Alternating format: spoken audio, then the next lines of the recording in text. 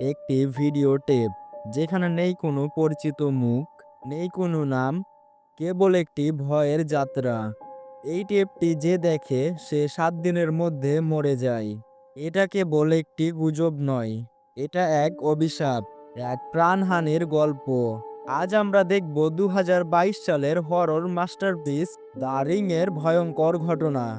এই ভিডিওটি দেখতে সাহস রাখো, কারণ অভিশাপ হয়তো তোমার কাছেও পৌঁছে যেতে পারে। মুভির শুরুতেই আমরা দেখি দুই কলেজ ছাত্রী, কেটি এবং তার বান্ধবী বেকলা। তারা একা একা বসে আছে। হঠাৎ কেটি বলে, তুই জানিস একটা টেপ আছে যেটা দেখার 7 দিন পর লোকেরা মারা যায়। বেক্কা হেসে ভাবে এটা মজা, কিন্তু কেটি এক পর্যায়ে জানায় সে সত্যি সেই টেপটি দেখেছে 1 সপ্তাহ আগে তার বন্ধুদের সঙ্গে। হঠাৎ ঘড়ির কাঁটা থেমে যায়, টিভি নিজে নিজেই অন হয়ে যায়। হঠাৎ বাথরুমে পানি পড়ার শব্দ। কেটি নিচে যায়, ভয় বাড়তে থাকে এবং আমরা দেখি তার মৃত্যু। ক্যামেরায় সরাসরি দেখায় না, কিন্তু তার বিকৃত মুখ দেখে আমরা বুঝি সে ভয় পেতে পেতে মারা গেছে। এখানেই সিনটি চেঞ্জ হয়ে যায়। পরের সিনে আমরা দেখি কেটির খালা র্যাচেল কেলার, পেশায় সে একজন সাংবাদিক। কেটির মৃত্যুর কারণ জানার জন্য সে তদন্ত শুরু করে। র্যাচেল খেয়াল করে কেটি মারা যাওয়ার ঠিক 7 দিন আগে এক কেবিনে বন্ধুদের সাথে সময় কাটাতে গিয়েছিল। সেই কেবিনে গিয়ে র্যাচেল খুঁজে পায় সেই অভিশপ্ত ভিডিও টেপটি।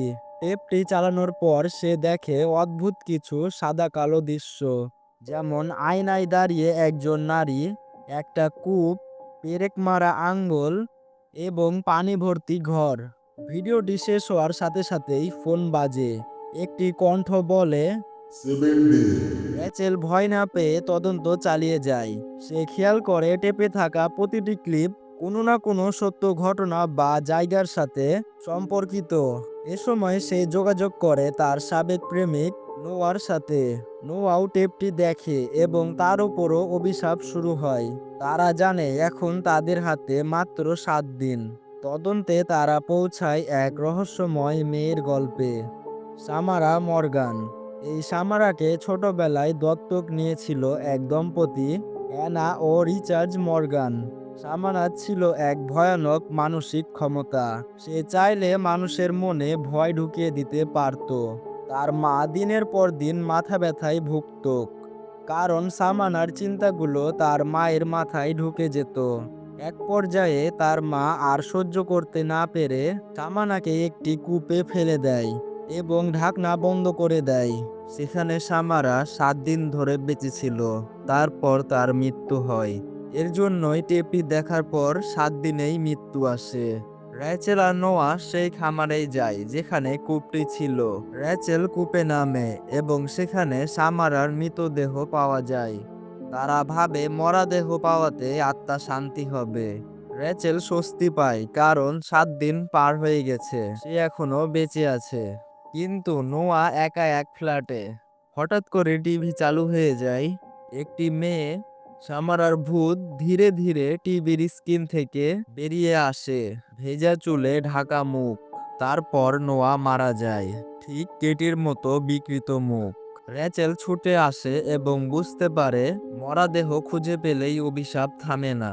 সে তার ছেলে আইডেনকে দেখে। সে ইতিমধ্যে সেই ভিডিও টিপটি দেখে ফেলেছে।